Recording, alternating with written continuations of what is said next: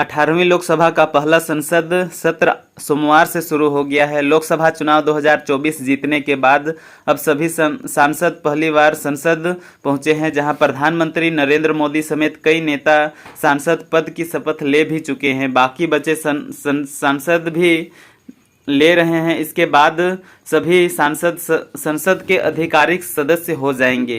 अब सवाल ये है कि संसद सत्र के दौरान क्या सांसद अपने मन से किसी भी सीट पर बैठ जाते हैं या फिर कोई तय करता है? अगर तय करता है तो कौन सा सांसद किस सीट पर बैठेगा, या तय कौन और किस आधार पर करता है? क्या संसद को कोई भी सांसद कहीं भी बैठ सकता है? संसद में कौन सा सांसद कहां बैठेगा यह पहले से तय होता है। सत्र के दौरान सांसद अपनी सीट पर ही बैठते हैं। अपने मन से कोई भी कहीं भी नहीं बैठ सकता है।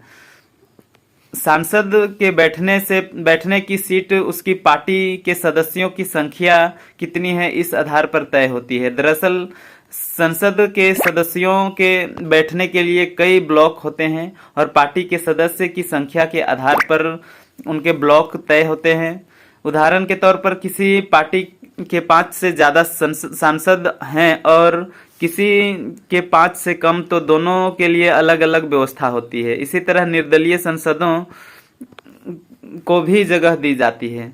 सदन में सीटों का बंटवारा पक्ष और विपक्ष के आधार पर होता है।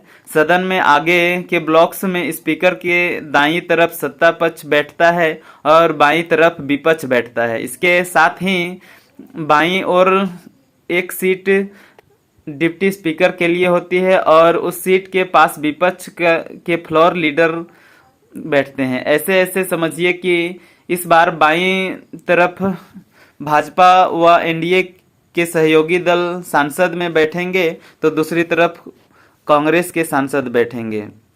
फिर ऊपर के ब्लॉक्स में कम सांसद वाली पार्टियों को सीट अलॉट की जाती है। फ्रंट रो में कौन बैठेगा यह भी पार्टी के सदस्य की संख्या के आधार पर तय होता है।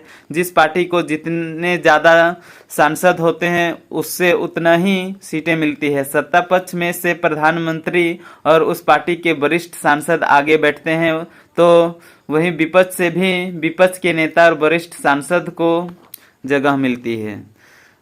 बता दें कि किस पार्टी के सांसद किस सीट पर बैठेगा यह फैसला सदन के स्पीकर की ओर से लिया जाता है। लोकसभा अध्यक्ष हर सांसद को उसके नाम की सीट अलॉट करते हैं। फिर उनके अनुसार सांसद को सदन में अपनी सीट पर बैठना होता है। हालांकि कुछ वरिष्ठ नेताओं को उनकी तबीयत व अन्य चीज़ों को ध्यान में रखकर सीटें बंटवारा की व्यवस्था की जाती है।